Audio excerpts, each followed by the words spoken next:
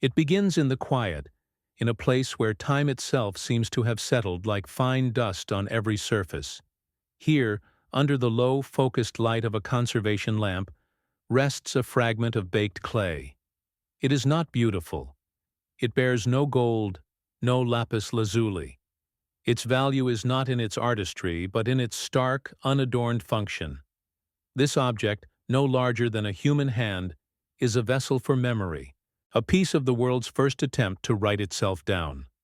And as we draw near, moving through the suspended silence of the archive, a question begins to form. It is not a loud or demanding question, but a persistent whisper that emanates from the object itself. It concerns the very first story we believe we know, the story of our own beginning. The marks pressed into this clay 5,000 years ago do not speak of divine love or a grand cosmic design. They speak of something else entirely, something far more pragmatic and unsettling. They read less like a sacred text and more like a memorandum, the minutes of a meeting that decided our fate before we had a name. The gloved hand of a researcher turns the tablet with an almost reverential slowness, angling it to catch the light. Each movement is deliberate, a conversation across an impossible gulf of time. Outside these climate-controlled walls, the world rushes on, but in here, the only measure of progress is the careful deciphering of a single eroded symbol. This is the patient work of listening to the dead, of trying to reconstruct a forgotten sound from its faint echo. The air is still, heavy with the scent of old paper, and the dry, earthen smell of the clay itself. We are in a space between worlds, a bridge built of academic rigor and quiet contemplation. The researcher's eyes, magnified by a lens, trace the lines of the inscription, not as a believer seeking revelation, but as a reader searching for clarity, for the simple, administrative truth of what the scribe intended to record on a long-forgotten afternoon in ancient Sumer. This patient, human act of looking is the first step toward understanding the profound strangeness held within this mundane object. Look closer at the marks themselves. They are not the flowing curves of an artist's hand, but the sharp, angular impressions of a stylus pressed into wet clay. This is cuneiform, a system born not of poetry, but of accounting. Its purpose was to count sacks of barley, to record land sales, to codify laws. It was the technology of bureaucracy, the language of logistics. The mind that created this was methodical, pragmatic, concerned with order and categorization, and it is this mind, the mind of the scribe, that we must attempt to understand. He was not a mystic channeling divine whispers. He was an administrator, a civil servant in a complex and highly organized society. When he turned his attention to the subject of creation, he did not abandon his methodology. He applied the same dispassionate, record-keeping lens to the gods and to humanity that he applied to temple inventories. He was not telling a myth as we understand it.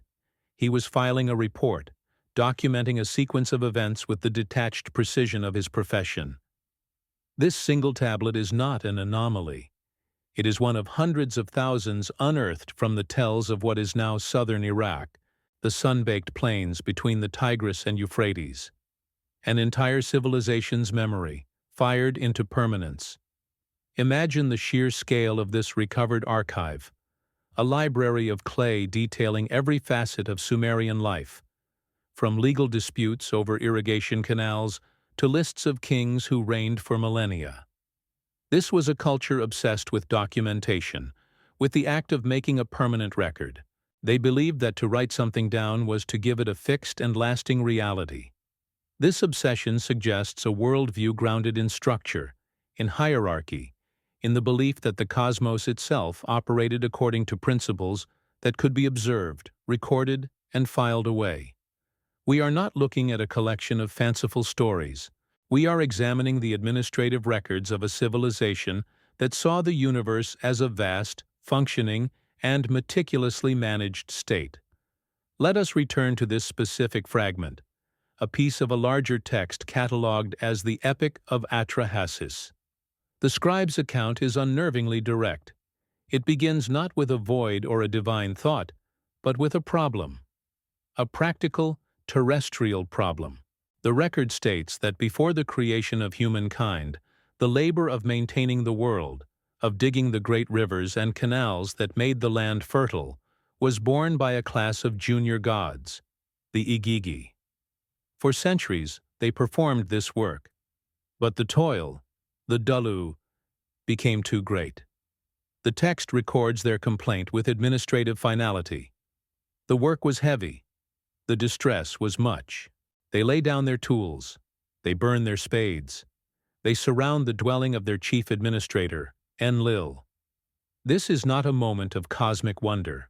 As recorded by the scribe, it is the world's first labor strike, a dispute that threatens the entire established order. A pause is required here. The silence in the room deepens, and the weight of that simple, bureaucratic phrase, "the work was heavy," settles in.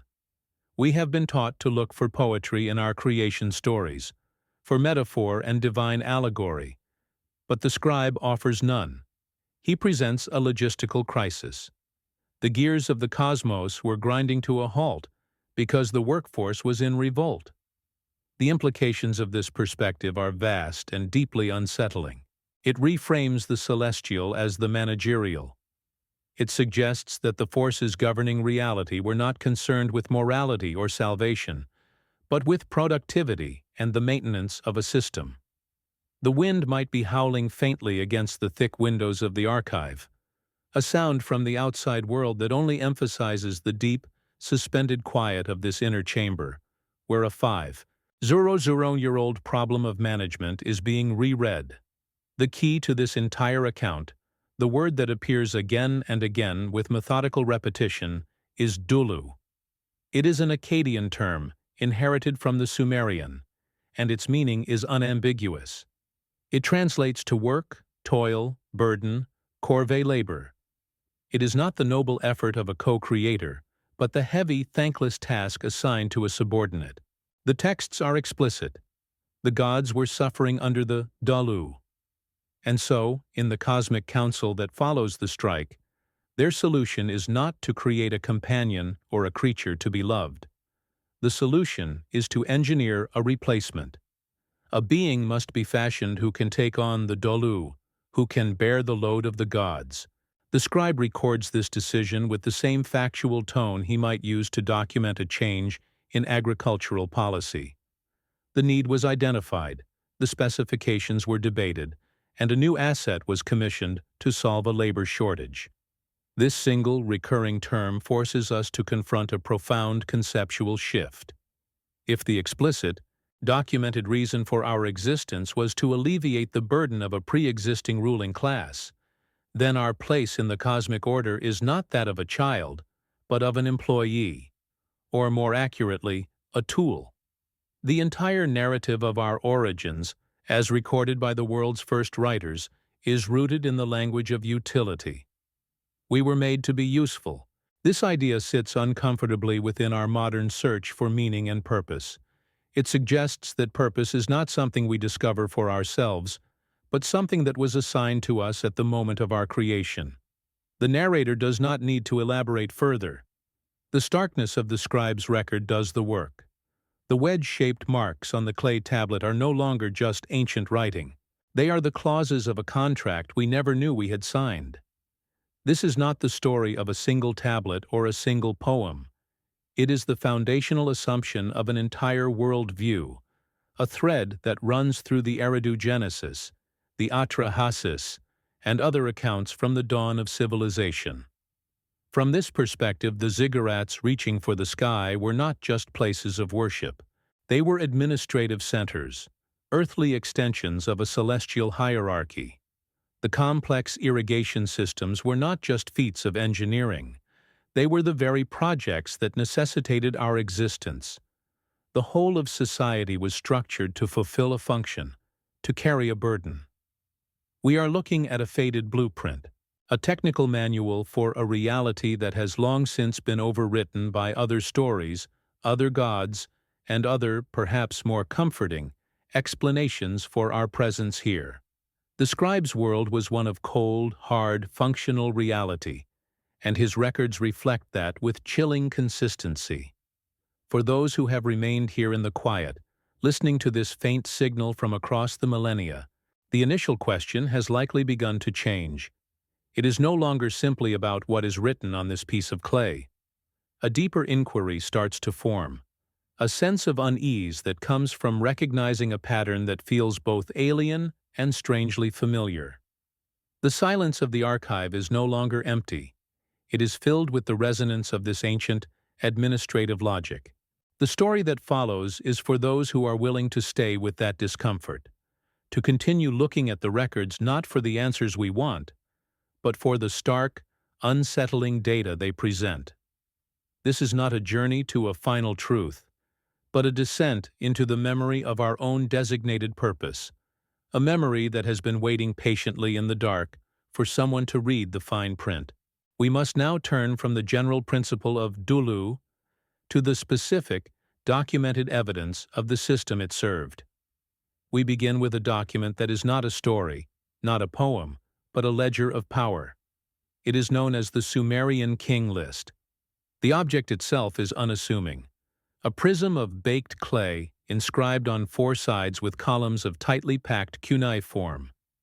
Its function, as stated in its own text, was to record the succession of kingship, the official transfer of rule from one city to another. The scribe who composed it was not creating a myth. He was compiling a definitive, state-sanctioned chronicle. He was an archivist of ages, and his work begins in a time so remote, it precedes our very definition of history. The air in this room is still, but the text on this prism speaks of a world in constant measured motion, a world governed by cycles of immense duration. The opening lines are delivered with the dispassionate clarity of an official announcement. After the kingship descended from heaven, the kingship was in Eridu. The first king is named Alulim. The scribe then records the length of his reign. The number is not vague, not a mythological, for a long time, but a precise figure. 28, 800 years. The entry is methodical. The next king, Alalngar, ruled for 36 Zuizran years.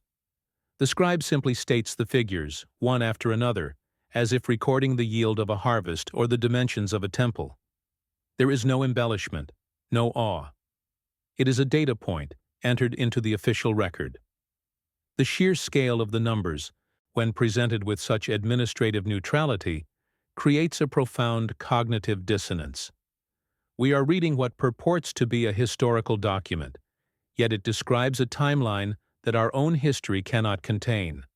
The list continues, a relentless column of names and numbers.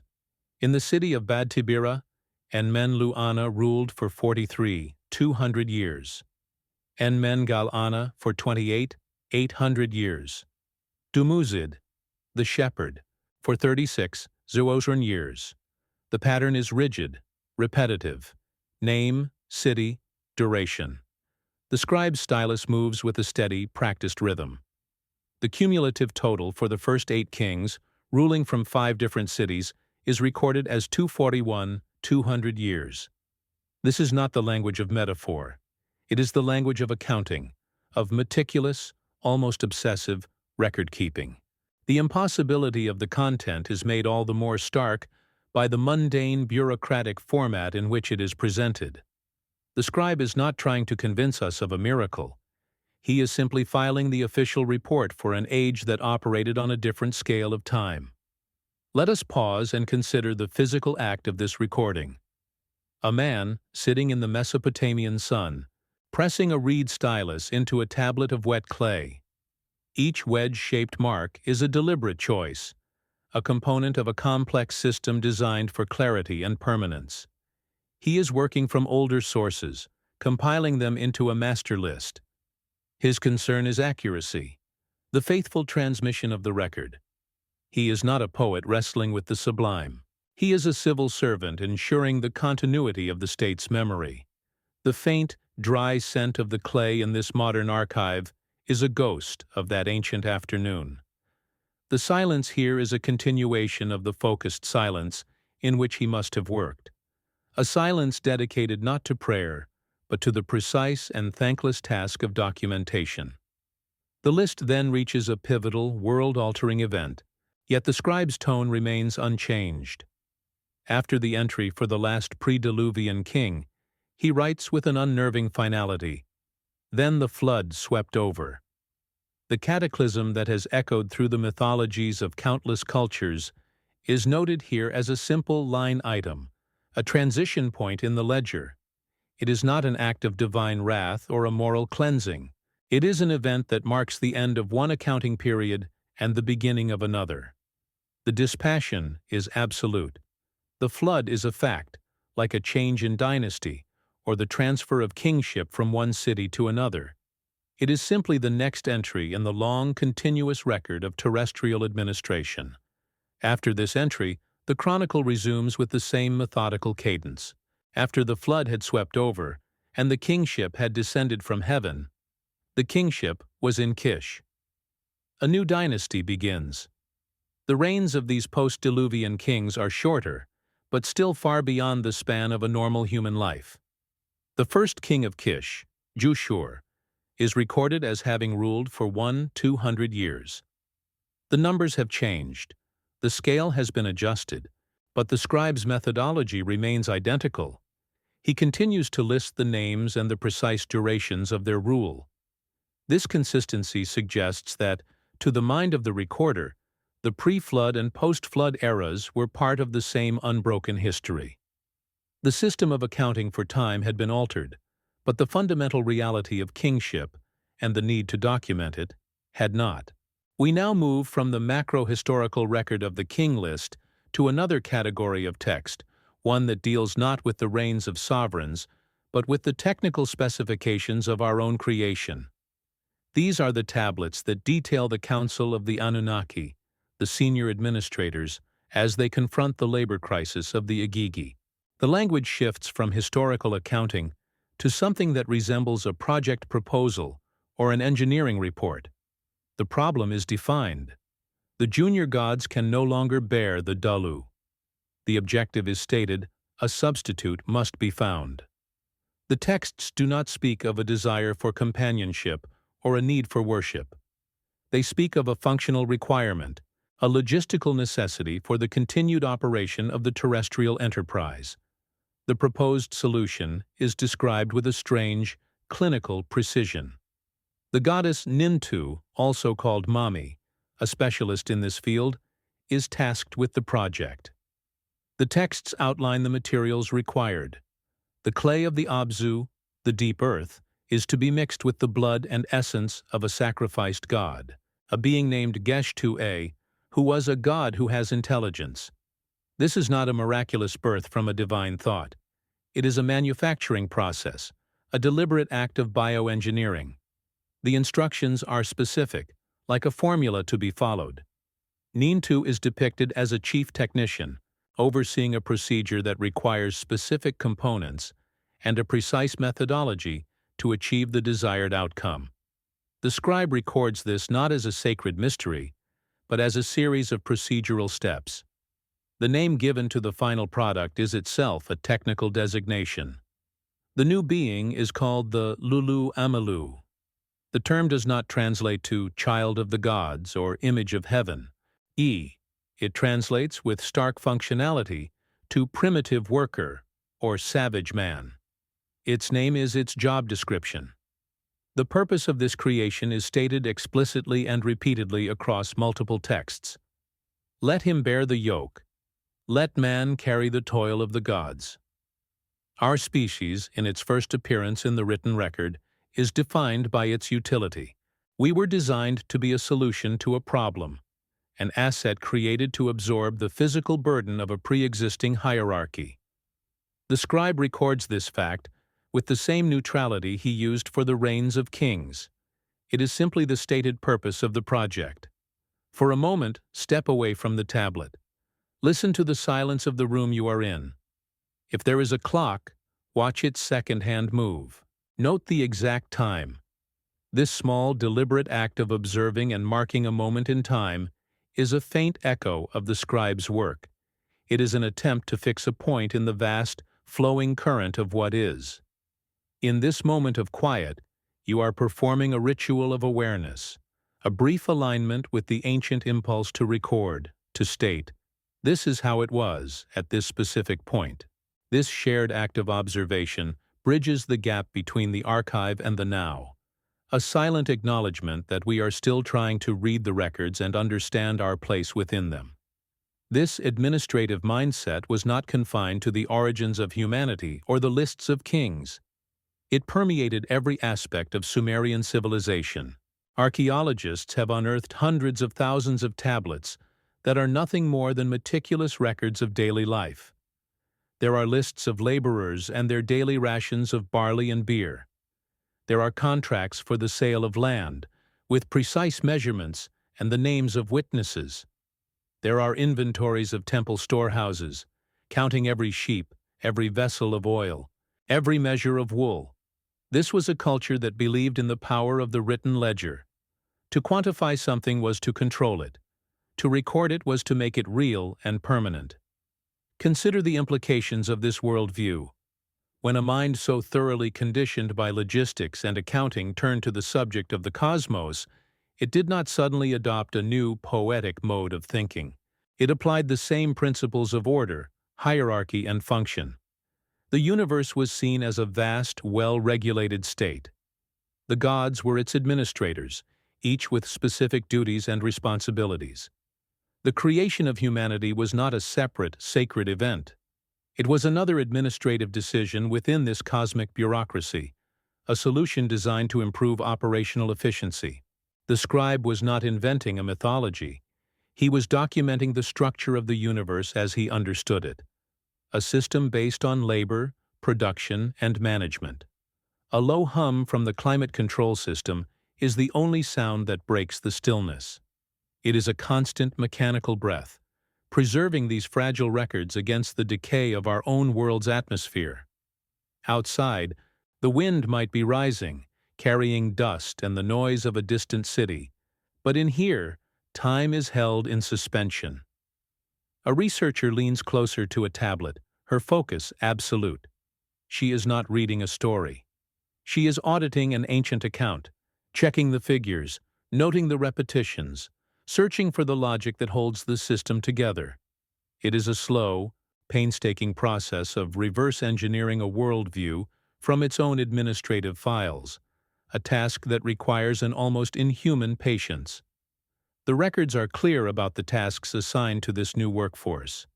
The Lulu Amelu were put to work digging the great canals, the Tigris and the Euphrates. That were the lifeblood of the land. They were tasked with cultivating the fields to provide sustenance for themselves and for the dwellings of the Anunnaki. They were responsible for the maintenance of the earthly estate, the physical infrastructure of the gods. The texts read like a list of duties distributed to a new class of laborers. The instructions are practical, terrestrial, and focused on agriculture and construction. There is no mention of prayer, worship, or ethical behavior. The primary requirement was the fulfillment of the assigned dolu. This was not an indefinite, unstructured servitude. The system described in the records included defined cycles of work and rest. Some texts refer to specific days of the month when the labor was to cease, not for holy observance, but for physical respite, to ensure the continued productivity of the workforce. This suggests a managed system, one concerned with the long-term sustainability of its primary asset. The administrators were not just creators, they were managers, monitoring the output and condition of their laborers.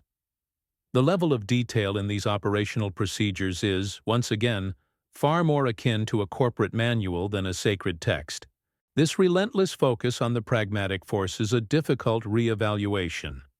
If the beings who governed the world were primarily concerned with irrigation projects, agricultural yields, and the management of labor, then their relationship with humanity was fundamentally economic. They were not divine parents nurturing a child. They were overseers managing a workforce. The entire cosmic drama, as recorded by the Sumerians, was not a story of love and redemption, but a story of infrastructure and resource management. The scribe, in his cold, factual prose, has left us the minutes of the board meeting, the schematics of the project, and the operational guidelines for the new employees. And yet, within this vast and detailed archive of function, there is a profound and unsettling silence. The records are meticulous in describing what humanity was created to do. They are clear on how it was done and who commissioned the work. But they remain almost entirely silent on the larger question of why. What was the ultimate purpose of this great terrestrial project? If humanity was created to serve the gods, what or who did the gods themselves serve? The scribe records the chain of command, but the ultimate purpose of the enterprise is never stated. His job was to record the operations, not to question the mission statement. The light from the conservation lamp casts long shadows across the room, making the inscribed marks on the clay tablet stand out in sharp relief. Each wedge, each line, is a piece of a puzzle that grows larger and more complex the more we examine it. The king list with its impossible numbers. The creation texts with their clinical engineering language.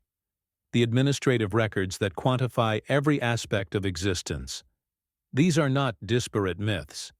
They are the cold, interlocking records of a single, coherent system, a reality so pragmatic and so vast that it challenges the very foundation of the stories we have told ourselves about who we are and why we are here. The record has been presented. The numbers have been read. An inventory of the impossible now lies before us, waiting. The work of connecting begins not with a flash of insight, but with the quiet, methodical labor of comparison. In a long, sterile room far from the dust of the dig site, an archaeologist lays out high-resolution photographs of cuneiform tablets on a large, backlit table. One is from the archives of Nippur, another was unearthed from the ruins of Uruk, a third is a fragment from Sippar. They were written by different scribes, in different generations, in cities that were often rivals. Yet, as the researcher traces the symbols with a gloved finger, a disturbing consistency emerges. The same terms appear, in the same context, to describe the same event. The word dulu, the burden of work. The designation lulu amelu, the primitive worker. It is not an echo. It is a copy, a verbatim recitation of a foundational, universally accepted fact. The air in the room is clinical, the light is even and cold, but the pattern it illuminates is anything but simple. This repetition extends beyond the primary creation accounts. It seeps into hymns, into proverbs, into the very fabric of the Sumerian worldview. A researcher, working late into the night, cross-references a lexical list, a kind of ancient dictionary, and finds the entry for humanity, annotated with its primary function, to serve. Another scholar, translating a temple hymn to the god Enki, finds a passage that praises his cleverness in fashioning a substitute to relieve the toil of the lesser gods. The story is not confined to a single epic. It is the ambient, assumed reality of the entire culture. It is the answer to a question no one thought to ask because the answer was everywhere, embedded in the language, the rituals, and the social structure. It was not a myth to be believed, but a fact of existence, as certain as the rising of the sun or the flooding of the rivers. The pattern is not just textual, it is geographical. An excavation team, working under the harsh Iraqi sun, sinks a trench into a new tell. They pass through the layers of history, Ottoman, Islamic, Sasanian, Babylonian. Deeper still, they reach the early dynastic period. They unearth the foundations of a building, perhaps a scribal school or an administrative archive. And there, amidst the debris of collapsed millennia, they find them. More tablets. The lead archaeologist cleans one with a soft brush, the cuneiform slowly emerging from its earthen tomb. The preliminary translation, radioed back to the university, confirms the same narrative, the same labor crisis, the same engineered solution. The discovery is not celebrated with a shout, but with a long, weary silence. The pattern is not just consistent, it is inescapable. This is not a search for a single, pristine source. It is the recognition of a signal that has been amplified through repetition. Imagine a room filled with hundreds of clocks, all built by different clockmakers in different towns, yet all striking the hour in perfect unison. At some point, the observer must conclude they are not witnessing a coincidence, but the result of a shared design, a common blueprint that was distributed and adhered to with unwavering fidelity. The tablets are these clocks, and the story they tell is the hour they strike, again and again, across the cities and centuries of ancient Mesopotamia. The work of the modern researcher is simply to stand in that room and listen to the deafening synchronous chime. To see a pattern of this magnitude is to accept a different sense of time.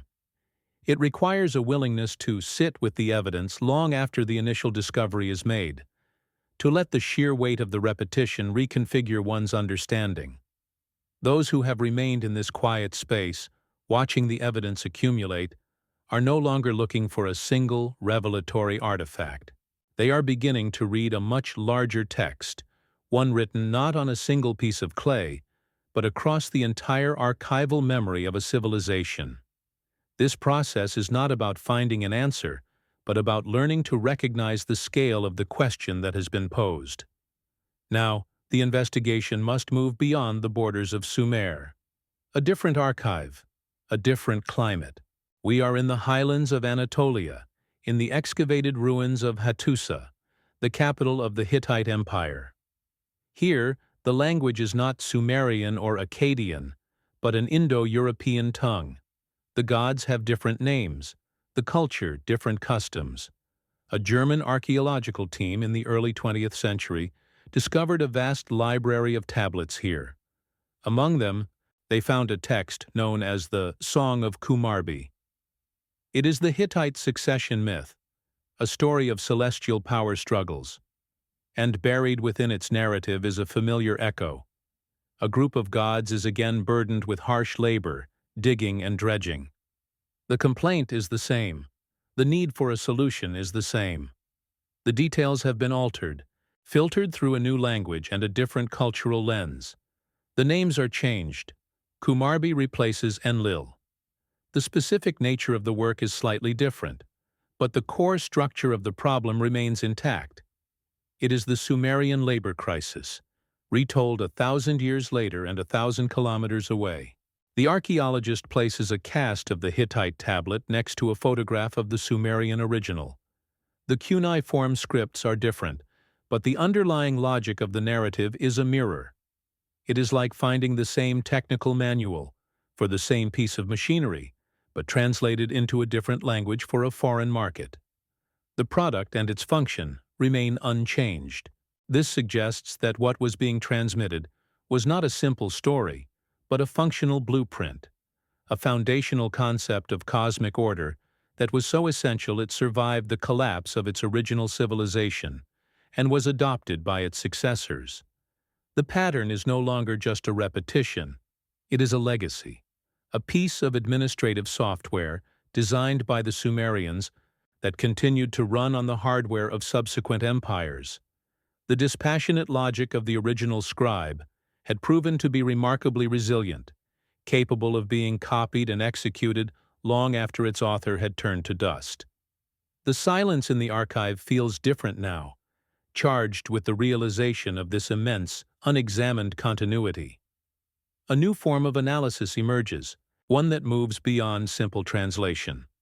A researcher feeds the structural elements of these narratives into a database. Not the names or the poetic flourishes, but the raw sequence of events. A problem is identified, labor shortage. A council is convened. A technical solution is proposed, create a worker. A specific material is designated, clay mixed with a divine element. A prototype is fashioned. The workforce is deployed. When visualized, the data from Sumerian, Akkadian, and Hittite sources forms nearly identical charts. It is the cold, skeletal logic of a project management plan, recurring with the precision of an algorithm across disparate cultures. This structural analysis reveals something profound. The myth is not the story itself, but the cultural dressing that surrounds a consistent underlying formula. The scribes were not just copying a narrative, they were preserving a sequence, a causal chain of events that explained the operational structure of their world. The focus of the archaeologist shifts from what the stories say to how they are built. The investigation has moved from linguistics to a kind of reverse engineering of an ancient ideology, trying to understand the original schematic by studying its multiple, later reproductions. The low hum of the computer server processing the data is the only sound, a modern echo of the scribe's methodical work.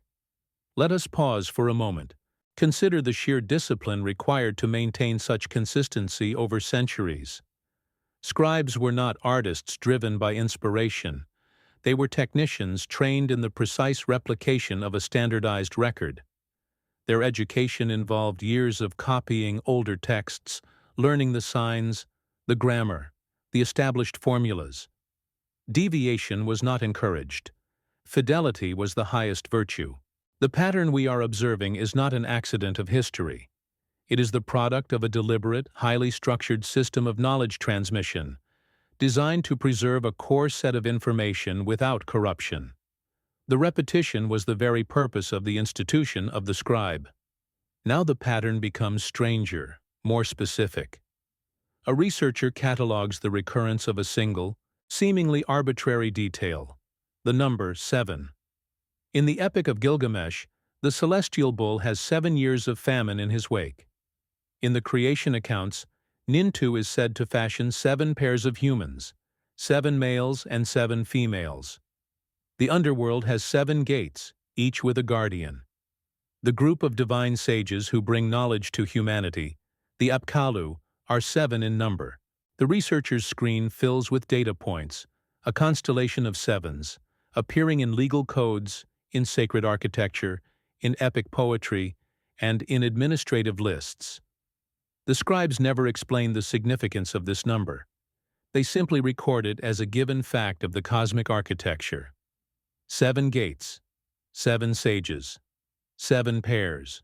It is presented with the same administrative finality as the reign of a king or the inventory of a temple. The number is a structural constant, a repeating variable in the equation of reality, whose original meaning is lost to us, but whose persistent presence points to a deeper, underlying order.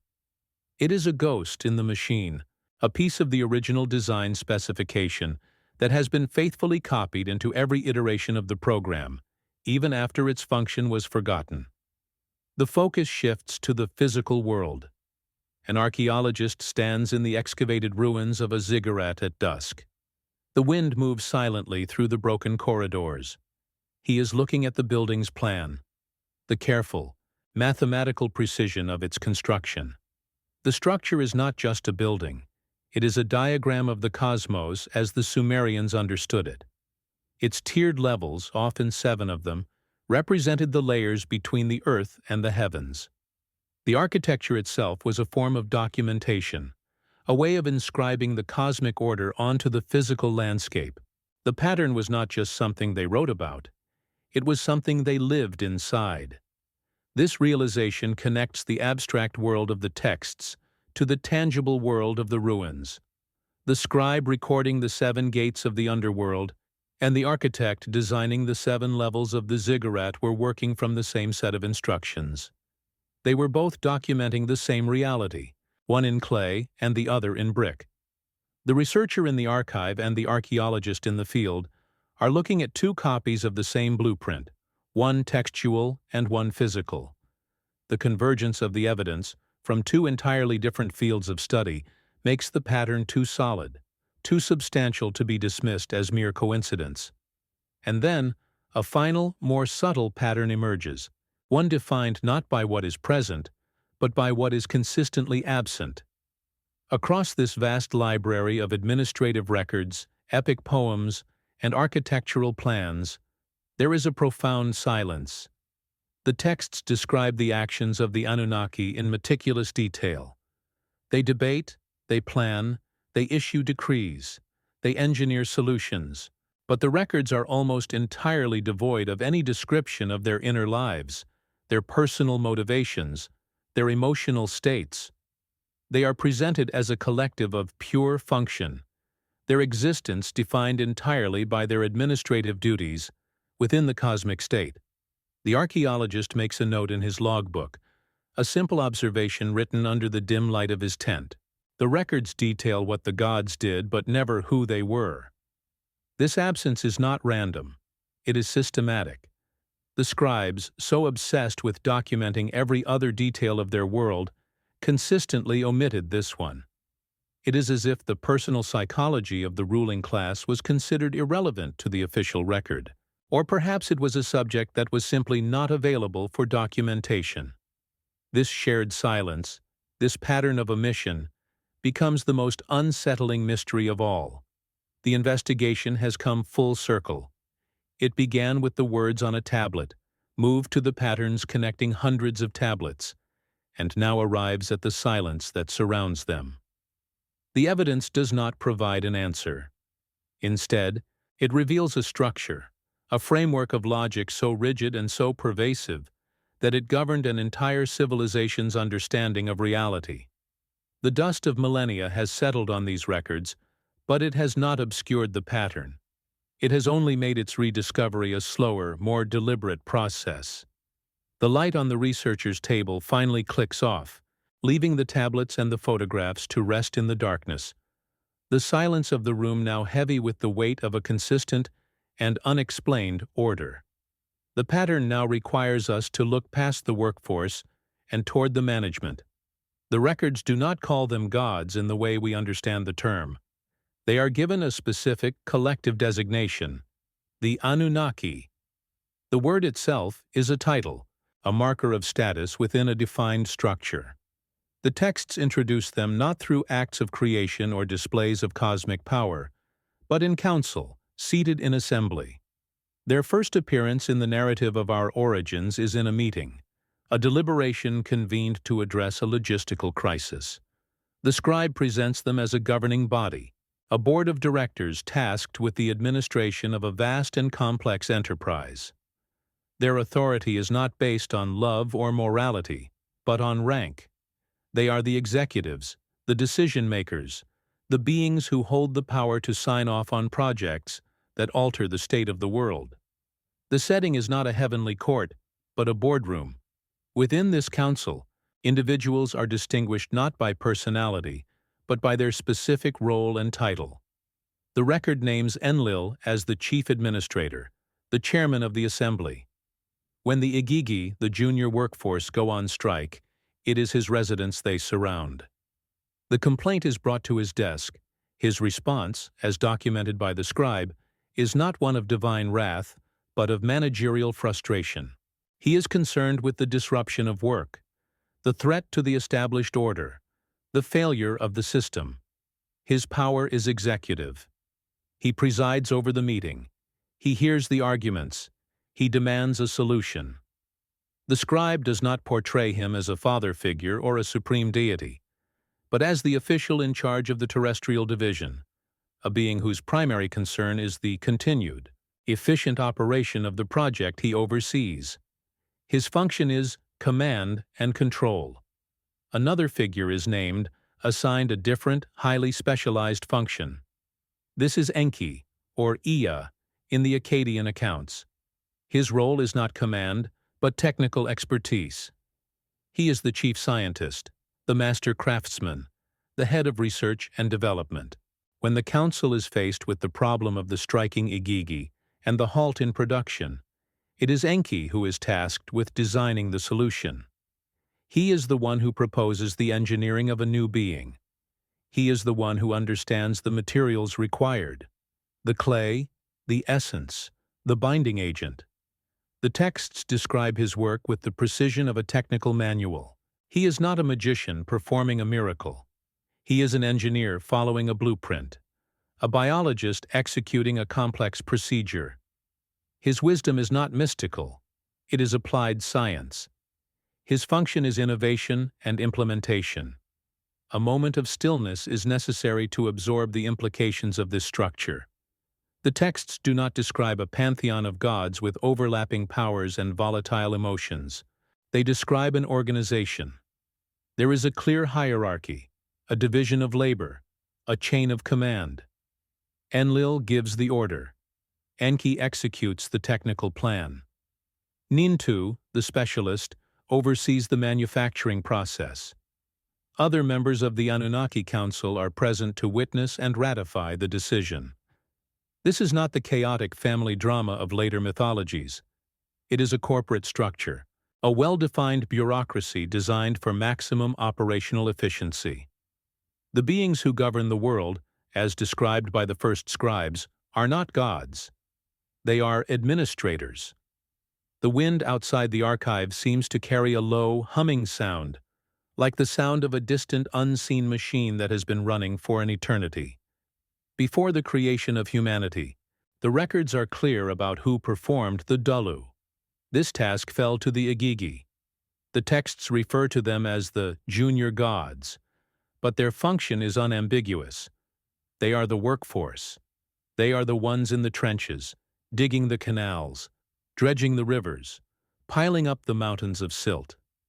The Atrahasis epic specifies their number at 600. They are a defined labor division, tasked with the physical maintenance and development of the terrestrial estate. For thousands of years, according to the record, they performed this toil. The scribe does not glorify their work. He simply states it as their assigned function within the hierarchy. They are the lower tier of management, the hands-on operators responsible for all infrastructure projects before a more efficient solution was engineered. Their role in the narrative is pivotal, yet entirely functional. The Igigi are defined by their breaking point. The record states that after 600 years of continuous labor, they could no longer bear the strain. The work was heavy. The distress was much. Their response is not a prayer or a plea. It is direct action. They burn their tools, their spades and baskets, and march on the central administrative complex of their superior, Enlil. As documented, this is not a cosmic war between good and evil. It is an industrial dispute, a labor revolt born of exhaustion and untenable working conditions. Their importance to the story is not in their divinity, but in their function as the catalyst for change. Their refusal to work created the problem that humanity was designed to solve. They are the preceding model, the less efficient machine that broke down and necessitated a replacement. The replacement, the Lolu Amelu, was therefore designed to fit into a pre-existing slot in this cosmic organization chart. The new worker was not created to populate a paradise or to have a personal relationship with its creator. It was created to take over the specific, arduous tasks previously assigned to the Igigi. The texts are explicit. Let him bear the yoke. Let him carry the toil of the gods. Humanity's function was to absorb the Dolu, to ensure that the canals were dug and the fields were tilled, allowing the larger administrative system to continue functioning without interruption. We were, according to this record, a patch for a systemic failure, a biological tool engineered to fulfill a specific operational requirement. The dispassionate tone of the scribe makes this transaction all the more chilling. It was not a birth, it was a deployment.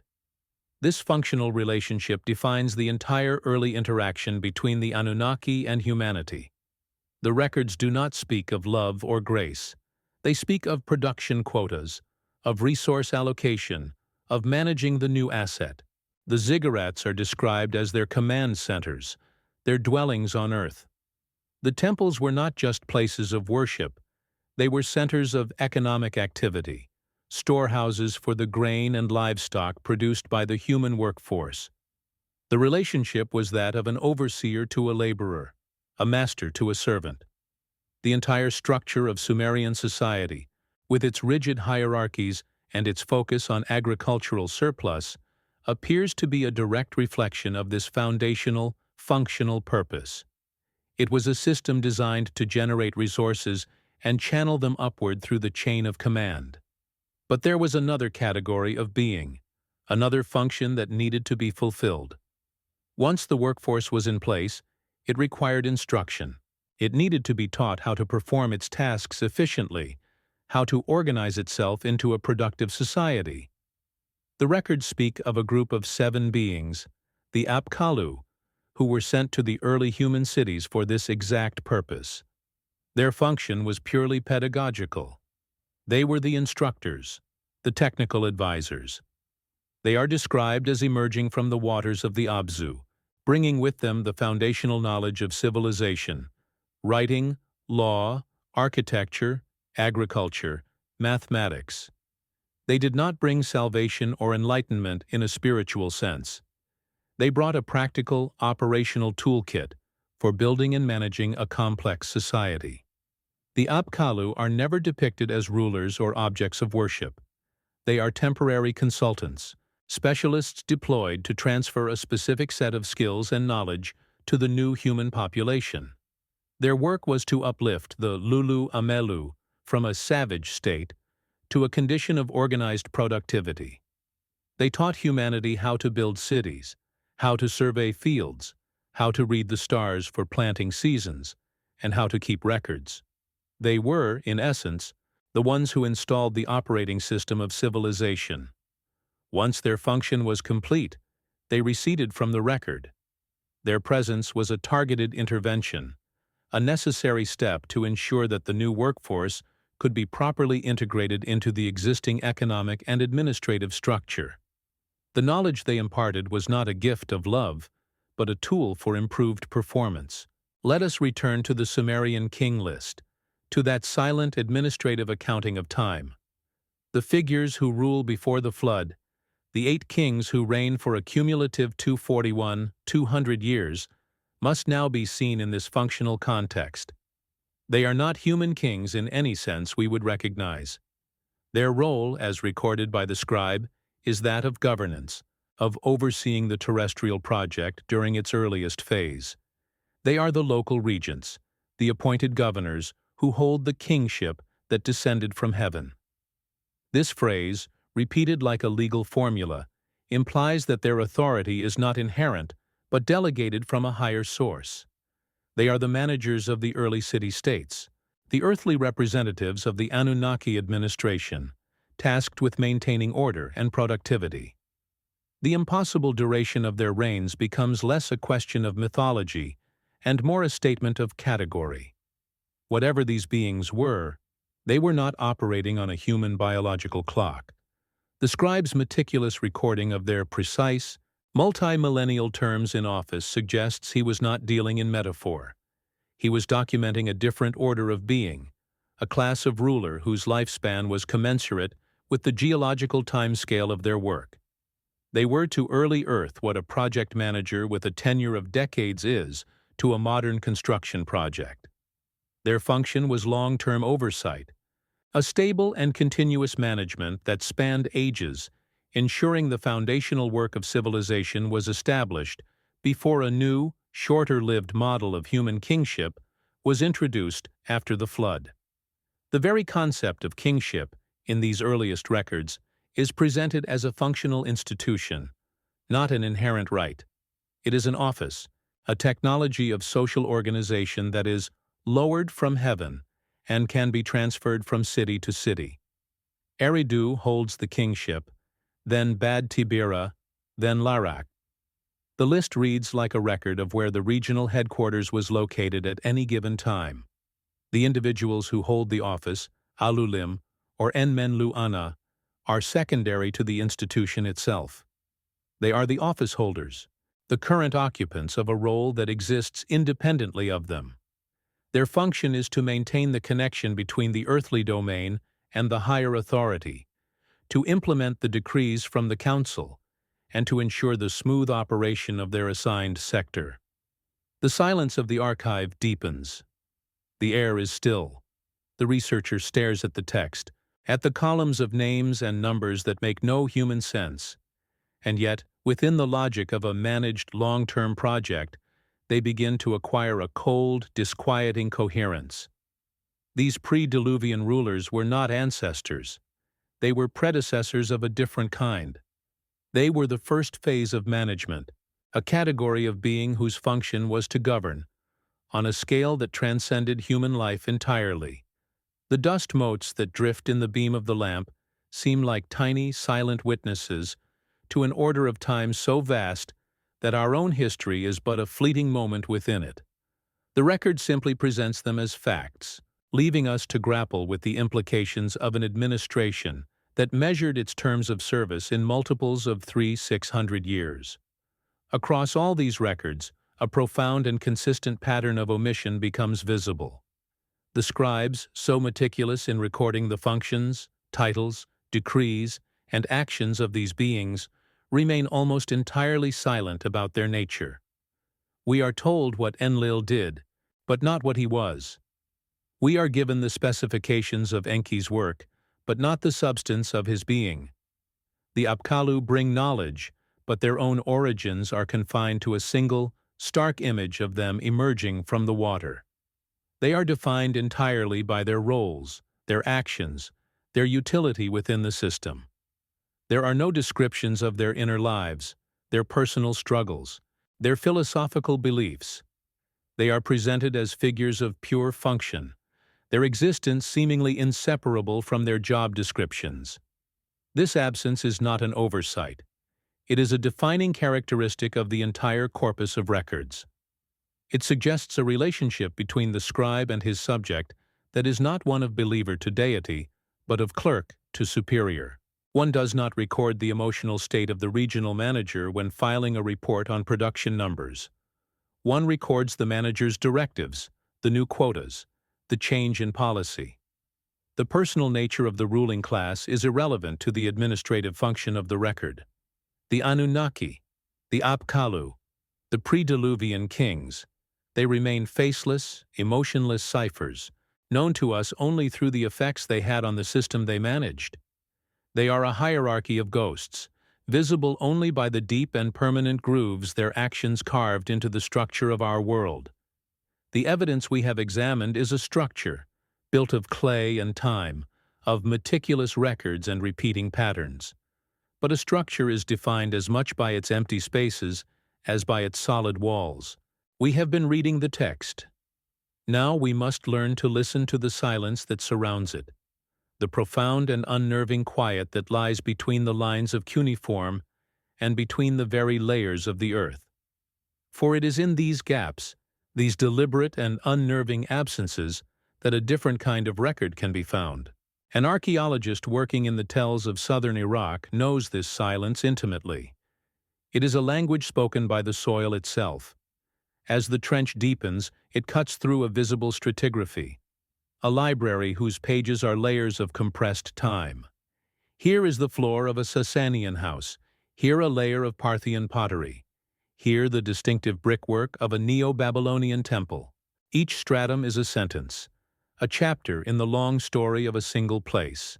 But sometimes the story breaks.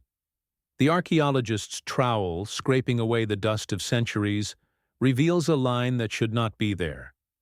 A thick, sterile band of dark ash or wind-blown sand, devoid of the usual markers of civilization. No pottery shards, no animal bones, no discarded tools. It is a layer of pure absence, a page ripped from the book of the earth. Below it lies the evidence of a thriving city. Above it, centuries later, a new settlement begins, its foundations laid upon a bed of forgotten silence.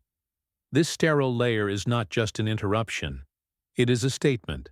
It is the physical trace of a time when the recording stopped, when the machinery of civilization ground to a halt so completely that it left no ghost, no echo in the soil. It is the footprint of an invisible antagonist, the quiet evidence of a great and total erasure. This same pattern of breakage is found not just in the earth, but in the clay archives themselves. A researcher places two fragments of a tablet side by side on a velvet cloth. They do not quite meet. A section of the text, perhaps a few lines or an entire column, is missing, lost to the fractures of millennia. The scribe's account continues on the second piece, but the context has been severed. A king issues a decree, but the reasons for it are lost in the gap. A list of goods is inventoried, but the recipient is unknown. These physical lacunae are the textual equivalent of that sterile layer in the soil. They are wounds in the memory of the world, moments of information that have been violently and permanently removed, leaving us with a narrative that is coherent in its parts, but broken as a whole, a story forever speaking across a chasm of its own missing pieces. Look closer at a modern translation of any of these ancient texts. You will find its punctuation. Not the periods and commas of the original scribes, but the brackets and ellipses of the modern scholar. A word in brackets signifies a best guess, a reconstruction of a symbol that is half eroded. An ellipsis, 3 silent dots, signifies a void. It is the translator's honest admission of defeat, a mark of respect for what is no longer there. And the Anunnaki, who were in the heavens, decreed the fate. The sentence is a bridge with its middle section collapsed into a dark river of unknowable time. These ellipses are not merely academic notations, they are monuments to the antagonist. They are the quiet, persistent markers of every battle that time has won, every piece of the record that has been successfully and irrevocably silenced. The more we read, the more we realize we are navigating an archipelago of surviving data in a vast ocean of loss. The silence in this room is no longer passive. It feels like an active presence, a force that has been shaping this story from the very beginning. The dust motes drifting in the low light seem to be all that remains of disintegrated tablets, the fine powder of forgotten words. We are not just recovering a history, we are confronting its systematic dismantling. The antagonist is not a being or an event, but a process. It is the slow, relentless entropy of memory itself, a force that grinds down clay, erodes symbols, and buries entire worlds under a blanket of sterile, silent earth. The work of the researcher is a constant struggle against this pervasive, invisible force, an attempt to reconstruct a single, coherent echo from a room full of shattered instruments. The quiet focus required for this work is a form of resistance, a refusal to let the silence have the final word. Let us return to the Sumerian king list, to the most profound break in the entire record. The scribe lists the 8 kings, their cities, and their impossibly long reigns, a continuous chain of 200 years of recorded governance. Then, with no change in his dispassionate administrative tone, he makes a single entry that severs history in two. Then, the flood swept over. This is not an embellishment. It is a line in a ledger. It is the ultimate sterile layer, a hydrological event that serves as a definitive dividing line between one era of accounting and the next. The scribe does not mourn what was lost. He does not describe the cataclysm. He simply notes the event that closed the books on the previous world, the great interruption that necessitated a complete reset of the terrestrial project. The silence that surrounds this entry is deafening. After the entry for the flood, the record resumes with the same methodical calm. After the flood had swept over, and the kingship had descended from heaven. The kingship was in Kish. But everything has changed. The scale is different. The first king of the new era, Jushur, rules for 200 years. The numbers, while still vast by our standards, are an order of magnitude smaller than those that came before. It is not just a new dynasty. It is a new operating system, a different calibration of time and being. The scribe offers no explanation for this change. The record does not connect the world before with the world after.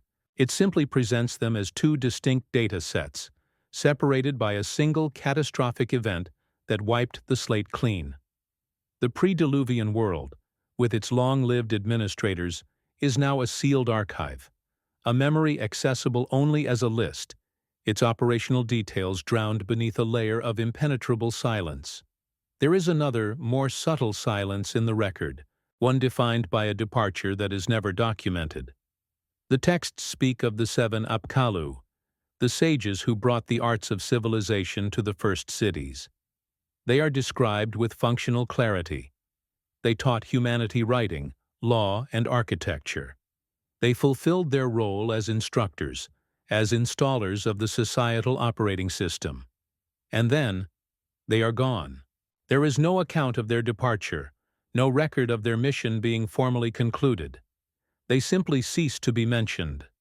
Their presence in the narrative is a targeted intervention, a temporary deployment. Their disappearance from the record is an unannounced withdrawal, leaving a void where a final report should be. Why was the completion of such a fundamental task not recorded by a civilization obsessed with records? It is a silence that suggests the end of one project phase and the beginning of another, a transition that, for some reason, was not meant to be part of the public file. A pause is warranted here. The weight of these accumulated absences, the missing layers, the broken tablets, the great flood, the silent departure, begins to form a pattern. It is a pattern of deliberate discontinuity, of a history that seems to have been edited, redacted. The story we are able to read feels like the surviving portion of a much larger, more complex account, one whose most critical sections have been either lost to time or intentionally removed. We are left with the operational minutes, but the overarching strategic documents are missing. The silence is not just a lack of noise, it is a lack of data, a structured and recurring void that seems to point toward a truth that was never meant to be preserved. For those who have remained in this quiet observation, the nature of our investigation has now shifted. We are no longer just examining the evidence that exists. We are mapping the shadows cast by the evidence that is gone. This is a more difficult, more contemplative work. It requires a different kind of attention. As a small ritual to acknowledge this shift, find a clock or a watch. Note the precise time. Then, in the comments below, do not write a word of your own thoughts. Simply type the time you observed, followed by the single word. Interval. So, this is not for me or for an algorithm. It is for you. A quiet, personal act of marking a moment of silence, a conscious recognition of the gap between what is known and what has been lost. It is a small participation in the vigil this history demands. The most profound silence of all concerns the administrators themselves, the Anunnaki. The scribes, in their meticulous, bureaucratic fashion, recorded their titles, their decrees, their assemblies, and the outcomes of their projects. We know what they did, but the records are almost entirely silent on who or what they were. Where did they come from? What was their ultimate purpose? If humanity was created to serve them, who or what did they serve? The entire vast corpus of cuneiform, for all its detail on the operations of the terrestrial estate, contains no mission statement for the parent company. It is an organizational chart with the top box left empty, a detailed report on the how that never once addresses the fundamental why. This is not a simple omission. It is a foundational, structural silence that sits at the very heart of the entire recorded system. Imagine finding the complete archives of a vast and complex corporation. You have every memo, every project file, every employee record, every production report for a century. You can reconstruct its entire operational history.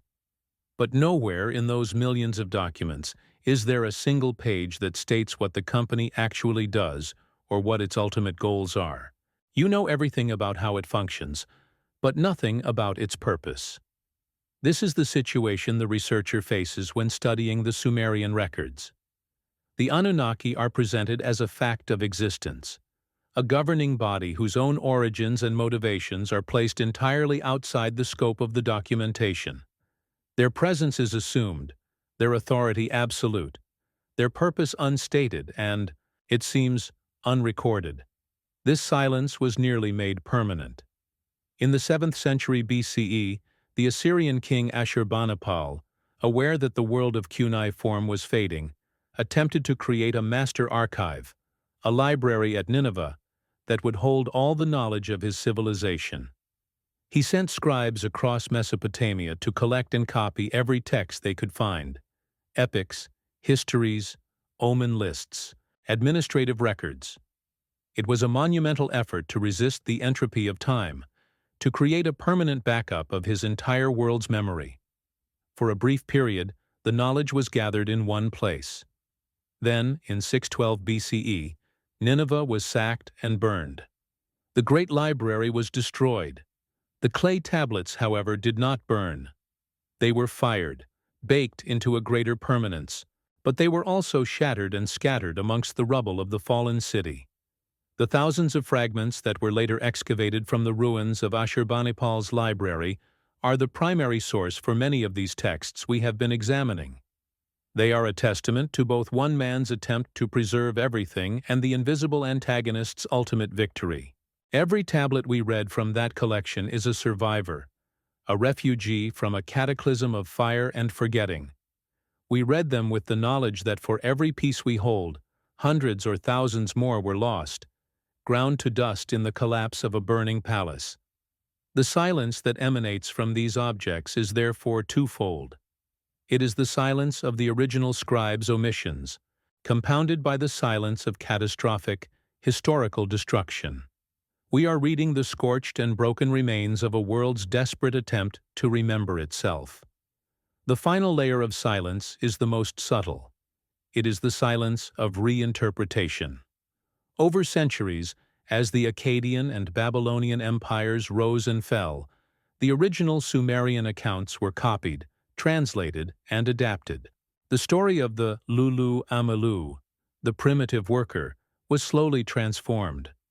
The pragmatic, administrative account of our creation was gradually draped in the garments of mythology and religion.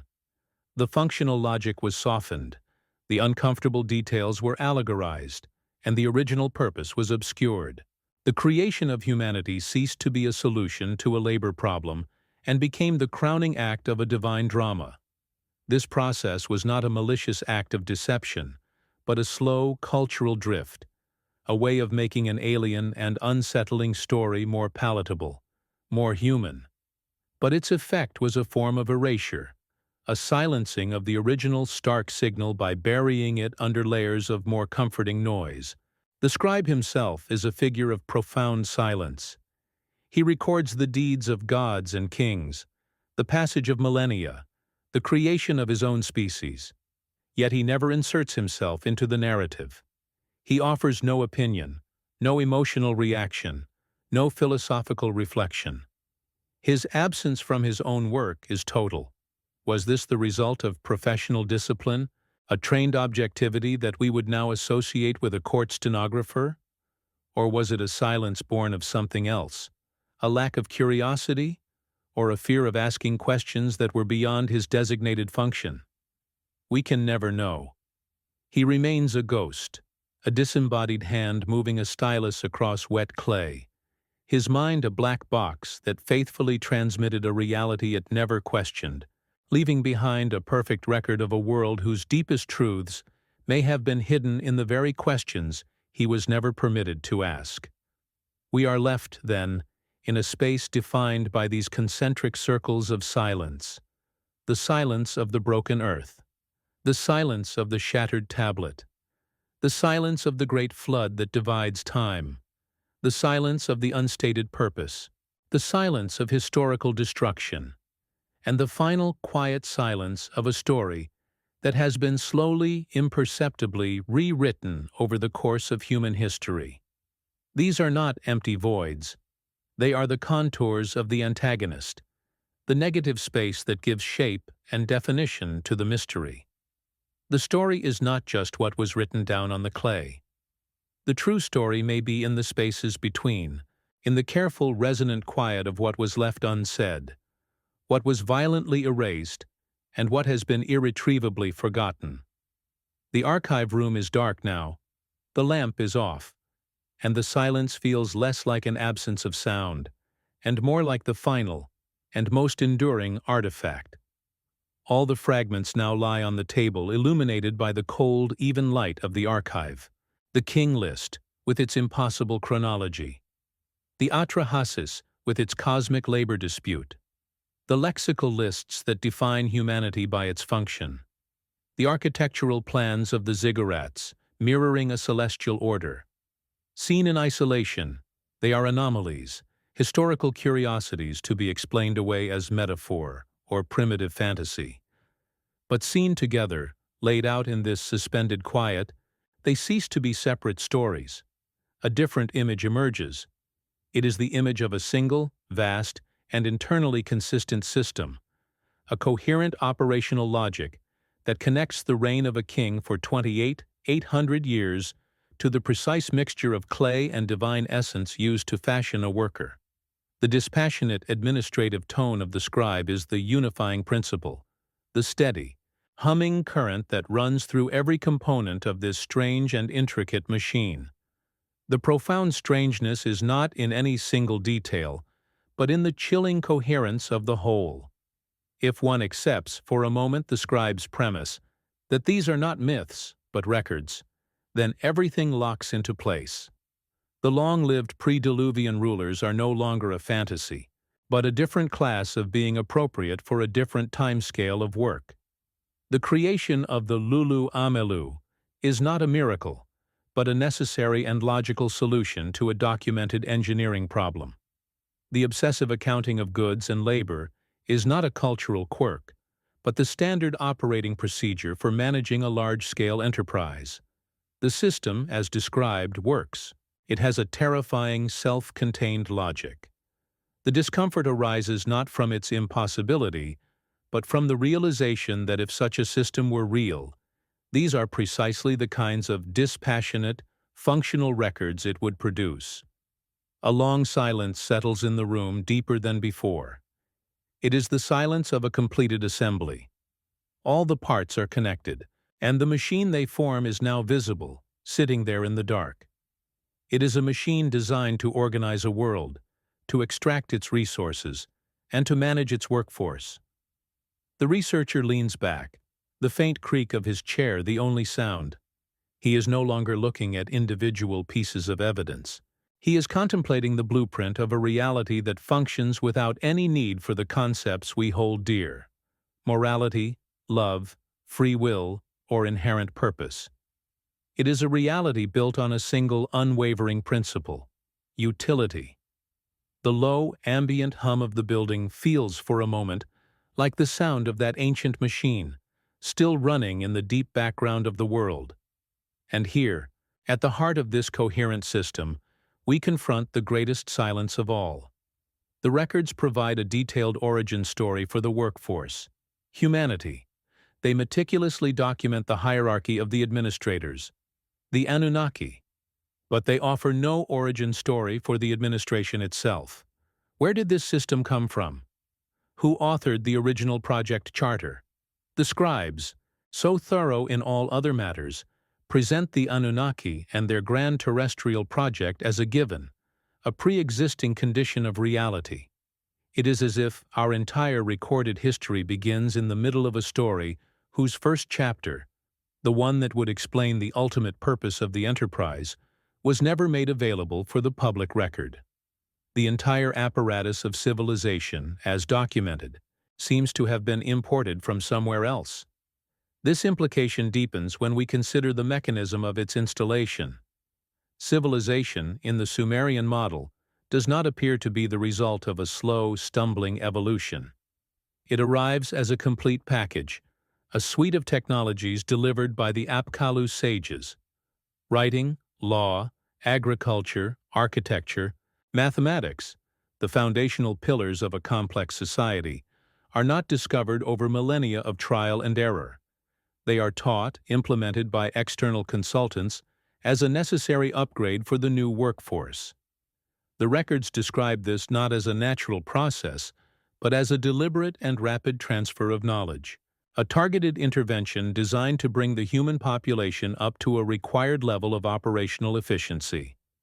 It is the story of a startup that was not founded in a garage, but was launched with a massive, pre-existing infusion of venture capital and expert guidance.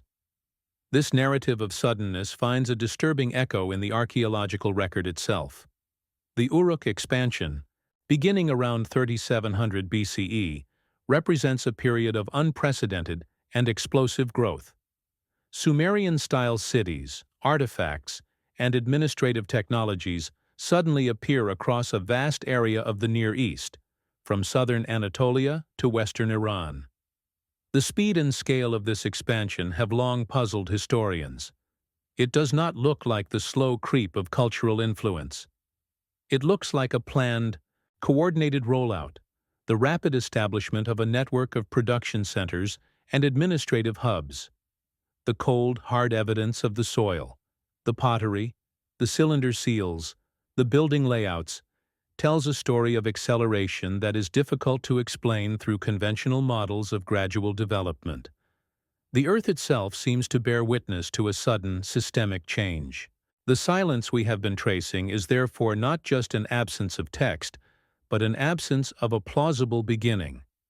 The Sumerian system appears on the world stage almost fully formed, its complex bureaucracy, its advanced knowledge, and its foundational worldview already in place. The records we have are the operational manuals, the daily logs, the corporate history. But the research and development files, the documents that would describe the system's own genesis, are missing. It is as if we have been given access to a vast and complex piece of software, but we have no access to the source code. We can see what it does, we can analyze its functions, but we can never see who wrote it, or for what ultimate purpose it was originally designed. This brings us back to that stark dividing line in the king list, the flood. It is more than a cataclysm, it is a firewall in the historical record. The world before it, with its immense timescales and its different order of rulers, is rendered permanently inaccessible. A lost server whose data can only be glimpsed through a single, summary file. The world after it is a reboot, a new version of the operating system running on adjusted parameters. Why was this reset necessary? Was the initial phase of the project a failure? Or was it a planned obsolescence, a transition from a long, slow period of foundational setup to a new phase of rapid expansion and production? The scribe offers no explanation. He simply records the event that separates then from now, a great and silent severance that makes the world of the originators forever a foreign country. This is not a story that provides answers. It is a trail of records that leads to a much larger and more unsettling question. To follow this trail further is not a promise of revelation, but a commitment to a deeper and more patient form of looking. This path does not end. For those who feel the pull of this quiet, persistent inquiry, know that this is part of a larger vigil. The evidence continues to surface, and the pattern continues to resolve into a sharper, more challenging image. The work of remembering is a long and slow process, and it continues for those who choose to remain in the archives, watching and listening as the silence itself begins to speak. The pattern is not confined to Mesopotamia. If we adjust our lens and look at the foundational accounts of other isolated, ancient civilizations, the structural echoes are difficult to ignore. From the Andean highlands to the jungles of Mesoamerica, we find recurring narratives of strange, powerful beings who arrive from the sky or the sea. They are not described as gods to be worshipped, but as founders, instructors, who bring the essential tools of civilization, agriculture, astronomy, law, and kingship, to a primitive humanity. They are the Viracochas, the Quetzalcoatls, the Oans. The names change, the cultural details are different, but the core function remains eerily similar to that of the Sumerian Apkallu, the external agent who delivers a pre-packaged and transformative technology of social order. This forces the most profound shift in perspective. Perhaps we have been reading the story of our own origins from the wrong point of view. We have always assumed that humanity is the protagonist of the story of Earth, that civilization is our great invention. But what if these records are telling the truth, in their own cold, administrative way? What if we are not the protagonists at all? What if we are a secondary element, a later addition to a narrative that was already well underway long before we arrived. This implication reframes our entire history. Earth was not an empty stage waiting for us to appear. It was an active, managed project, and we were introduced into it mid-act to fulfill a specific, and perhaps now forgotten, function. Look at an image of the Earth at night from space. The continents are traced in the delicate electric lace of city lights. Each point of light is a center of activity, of production, of movement. It is a vast interconnected network of energy consumption and information transfer. It is a global machine, humming with the ceaseless work of 7 billion people. It is beautiful. It is our creation. But in the context of the Sumerian record, it takes on a different light. It can be seen as the ultimate fulfillment of an ancient directive. A planet, once wild and untamed, now organized, catalogued, and harnessed into a system of immense and constant productivity. The Dolu, the great work, is still being performed, on a scale the ancient scribes could never have imagined. Could it be that the most fundamental drivers of our civilization, our relentless need to build, to expand, to organize, to consume, to quantify, to control, are not simply the products of our own evolution? Could they be, instead, the faint, deeply embedded echoes of our original design specification? A purpose, assigned at our creation, that has continued to run like a silent background program for millennia, shaping our societies, our economies, and our very definition of progress long after we forgot the name of the original programmer. The suggestion is not that we are puppets, but that we were given a powerful and specific initial momentum, a direction that we have continued to follow, with ever-increasing efficiency, on our own. And this leads to the final and most expansive implication. The Sumerian records present the Anunnaki as a high-level administration. But every administration, no matter how powerful, ultimately reports to a higher authority. It serves a larger corporate goal. If the Anunnaki were the regional managers of the terrestrial project, who were the owners? What was the ultimate purpose of this vast, planetary-scale enterprise? What resource was being cultivated? What product was being manufactured? The records are completely silent on this point, and this final, absolute silence is the most terrifying of all. It suggests that the entire story of humanity, as strange and as vast as it is, may itself be only a single line item in a cosmic ledger, whose full scope and purpose are entirely beyond our comprehension. We must return, in the end, to the object itself. A single piece of baked clay, resting in the controlled stillness of a museum vault. The cosmic implications, the unsettling questions about our identity and purpose, all spiral out from the simple, deliberate marks pressed into its surface by a man who lived 5,000 years ago. He was not a philosopher. He was a recorder. His job was to document the operations of his world as they were presented to him. He did his job with perfect, dispassionate fidelity. He did not know that his report, filed away and forgotten for millennia, would one day be read under a different sky, by a different kind of human, one who had forgotten the terms of the original contract. We have followed the scribe's record to the very edge of its own knowledge. We have traced the patterns, connected the functions, and listened to the profound structured silences that lie between the lines. We are now standing at the border of a known world, looking out into a vastness that the records themselves do not describe. The map they provided has ended. The implication is not an answer, but a new and much larger territory of inquiry.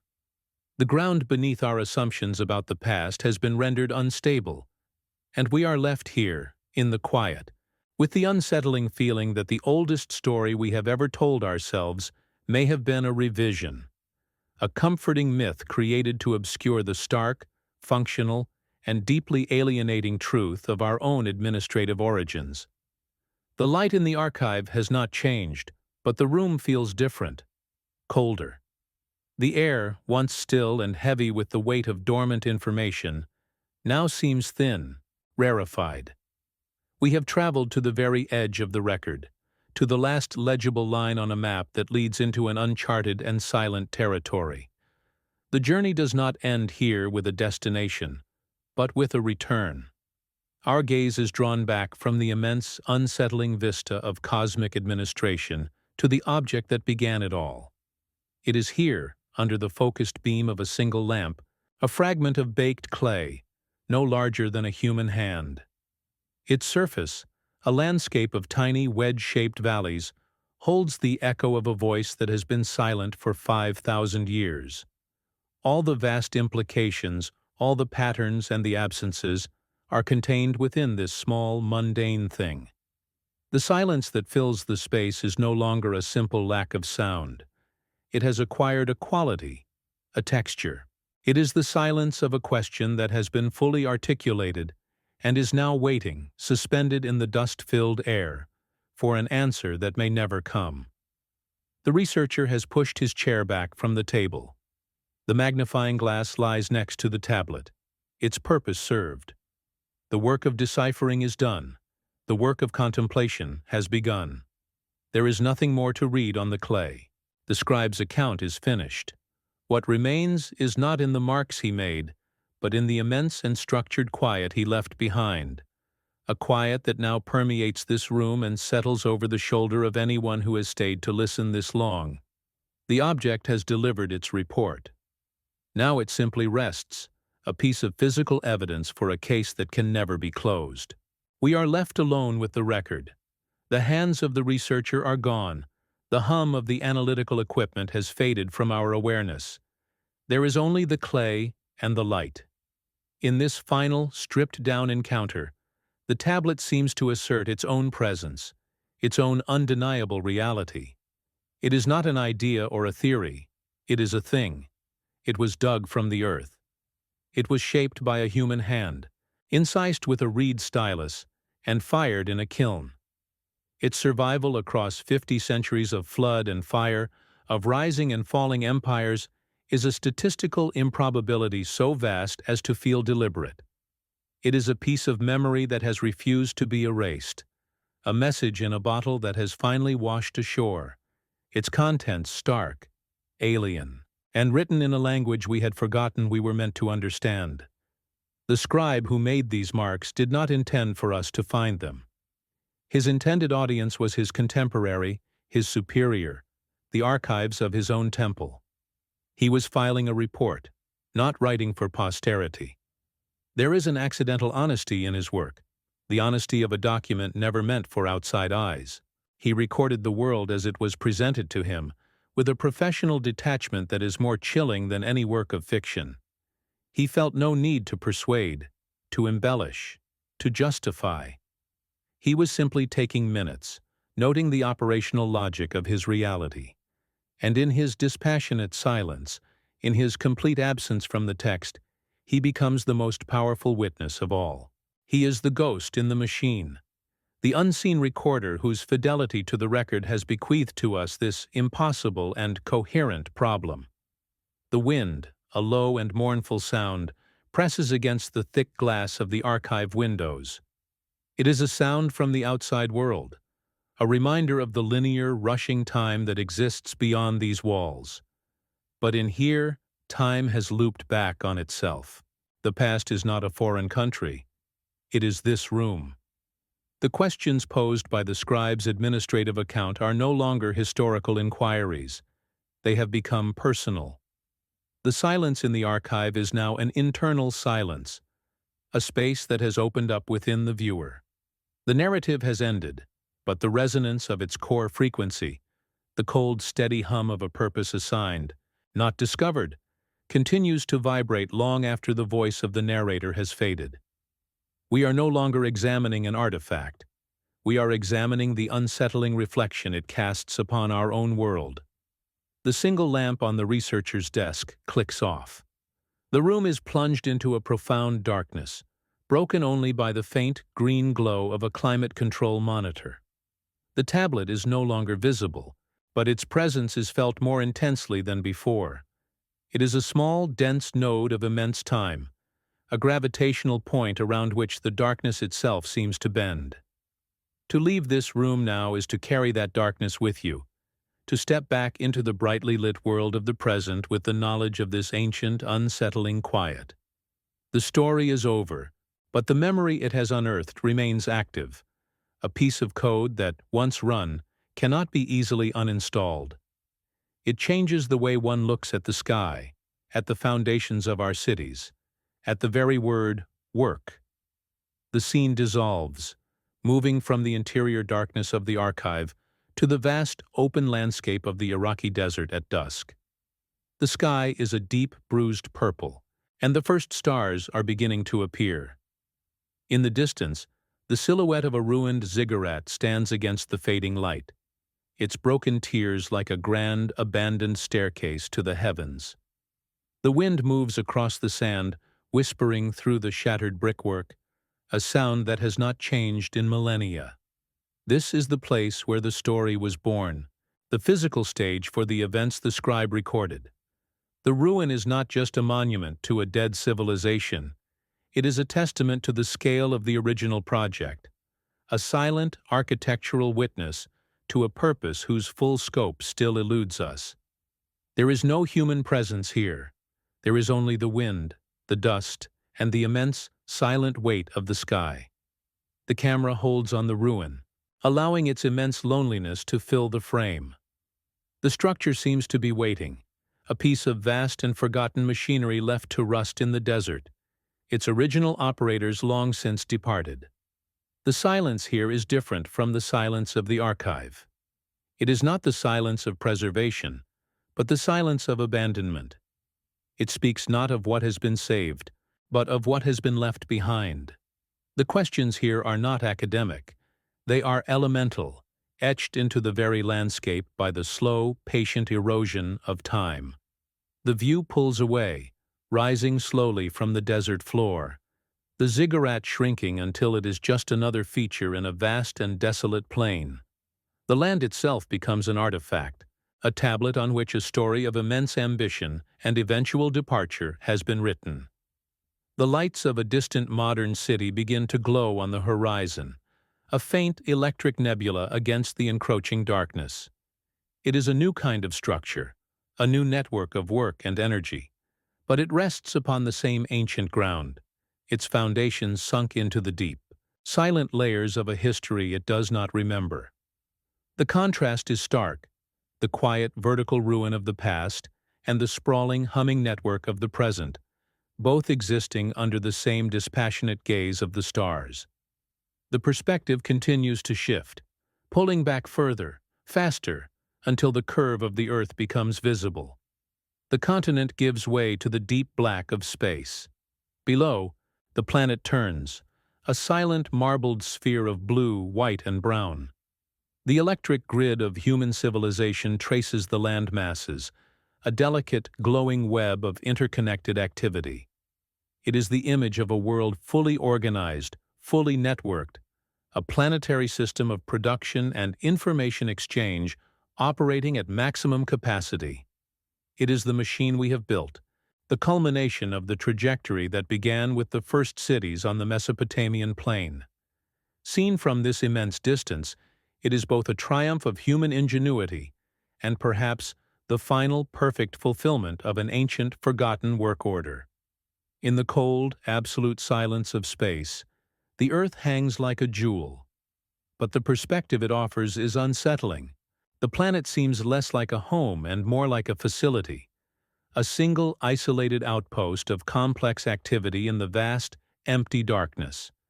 The questions that began with a single piece of clay now expand to a planetary scale. What is the purpose of this great, humming machine? What resource is being harvested from this small, blue world? The silence of space provides no answer. It is the ultimate archive, holding a history so vast and so old that our own planetary story is but a single, fleeting entry in an incomprehensible ledger. The image holds, allowing the scale of the final, unstated mystery to settle in. The view dissolves one last time, returning to where we began. A dark room, A single fragmented tablet in a display case. The museum is empty. The halls are silent. The guards have made their final rounds. The object rests alone in the darkness, its story told, its secrets returned to the quiet custody of the night. It does not offer comfort. It does not provide a resolution. It is a permanent and unmoving piece of the past that has intruded upon our present, a stark and functional message that sits uncomfortably within the grand narratives we have built for ourselves. It is a reminder that what we are may be defined not by the stories we tell, but by the records we have forgotten how to read. The darkness in the museum hall is complete. There is no more movement, no more sound. The journey is over. The file has been read. What remains is the lingering resonance of the scribe's dispassionate account, the feeling that a vast and essential piece of our own identity is not a sacred text, but a missing personnel file in a forgotten archive. The question of our purpose, once a philosophical inquiry, now feels like a practical one, a matter of locating a contract whose terms we have long since forgotten, but by which we may still be bound.